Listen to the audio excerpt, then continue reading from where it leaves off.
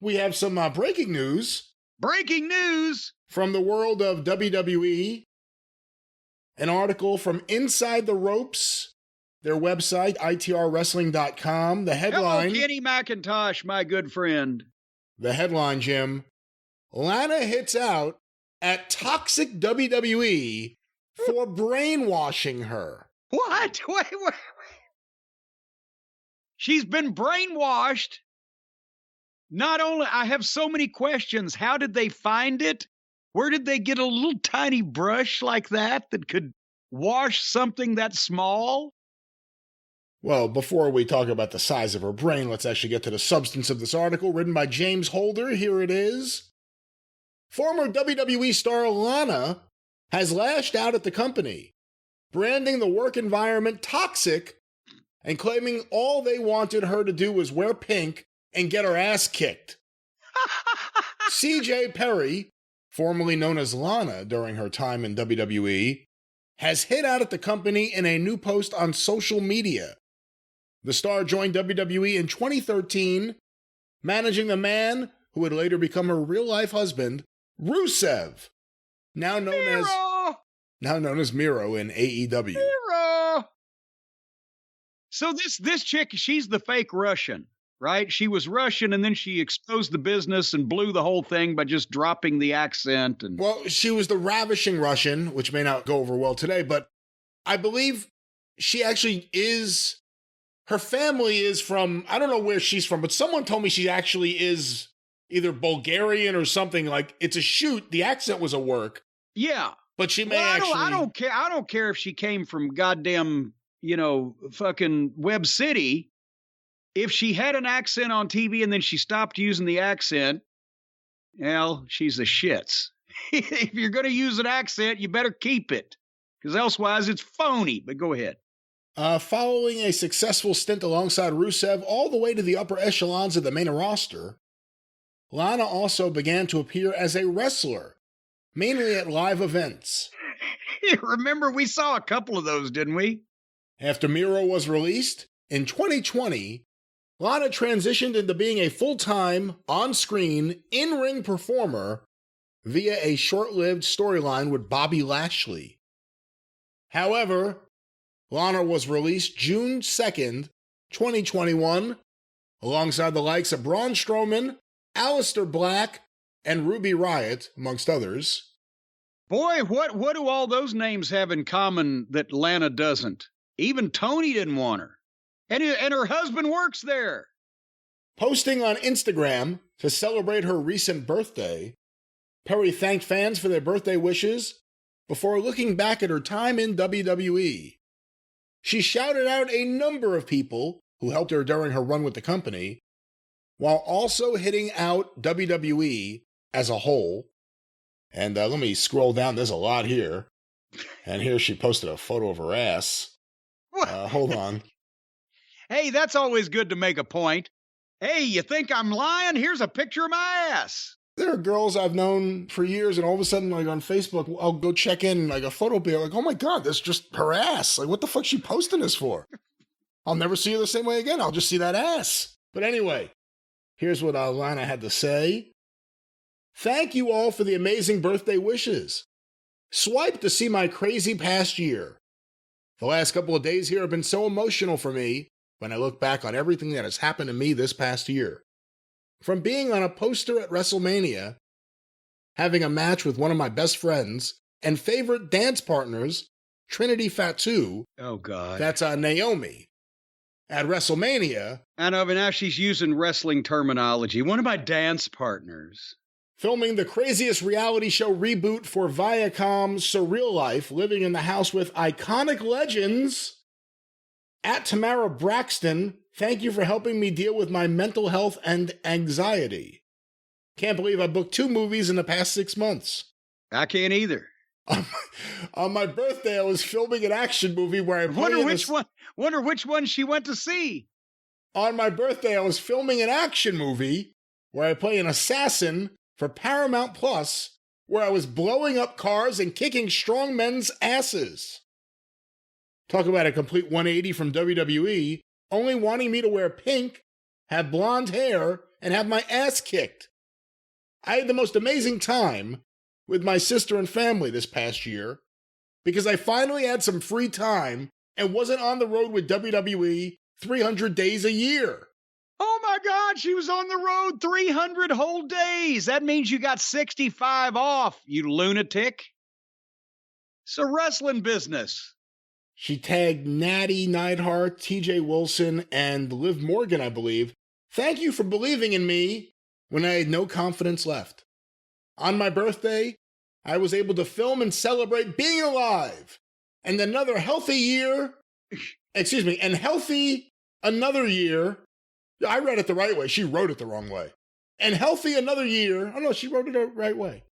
On my birthday, I was able to film and celebrate being alive and healthy another year with actors that I have looked up to for years.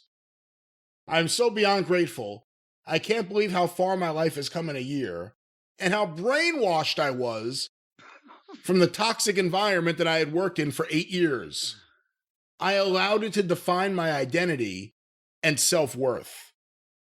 Change could be hard, friends, but let me tell you, if you keep pushing forward, no matter what, if you refuse to have one human's opinion define your destiny, if you refuse to be put in a box by a corporation or society, and you keep the blinders on and walk by faith, good Lord, then your life will become more than your wildest dreams. What the fuck does that even mean? More than your wildest dreams.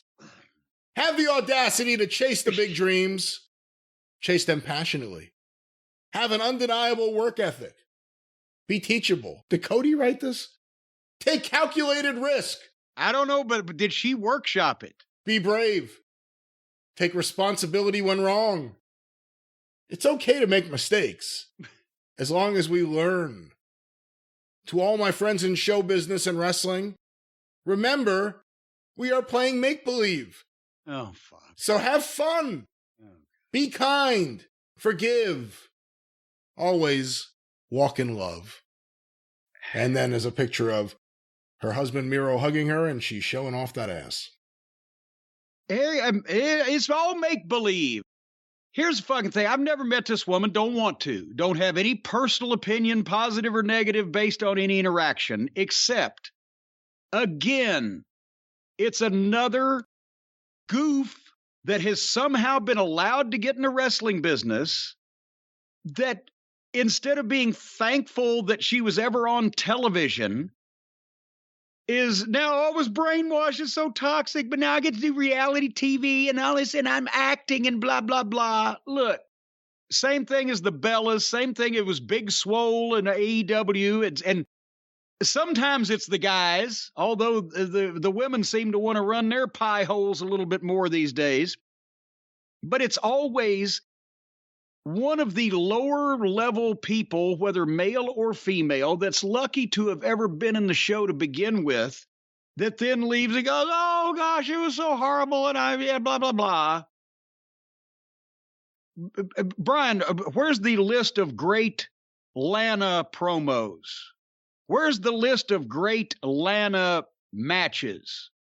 Where's the list of great Lana contributions to the professional wrestling industry? I'm not saying that it's a walk in the park to work for the WWE. Quite the opposite. I'm saying somebody that's qualified to be in the wrestling business, that didn't get their job from a lingerie catalog and John Laurinaitis's weird fucking fantasies, or didn't get their job from being on outlaw shows and a billionaire picks them up and gives them more money than they've ever seen, or somebody that didn't get into wrestling just because they want to do action movies and reality TV and be on the fucking surreal life like that's something to brag about.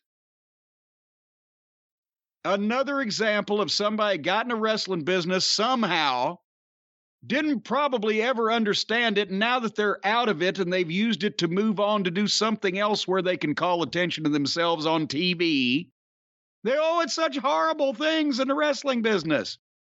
They may be. You're not one of the people qualified to say that. What talent does Lana have that would otherwise have gotten her on television?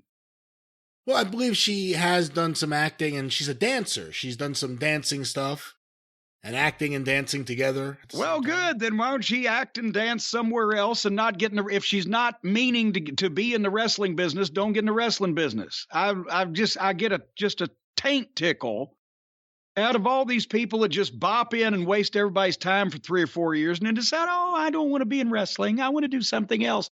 Well, then why'd you waste all our fucking time? Jesus Christ. I want to commend Lana for being the first person brave enough to speak out about the brainwashing that we've all presumed was happening over there. I knew it. Explains a lot from certain people. Well, then she ought to do something about it. How did you escape brainwashing? They didn't brainwash me. They weren't going to get a brush near me or any soap or anything like that. My brain was fine like it was.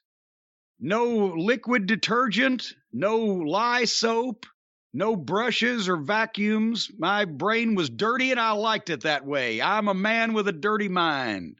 But what if that had not been the case?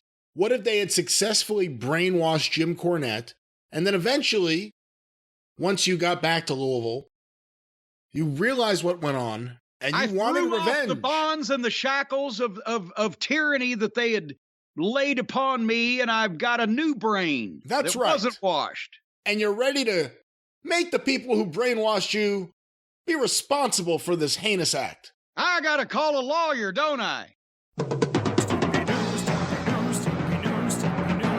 Call Stephen P.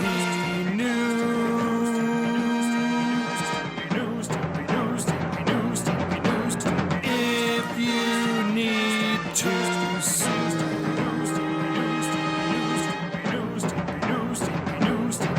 An outlaw mud show or two.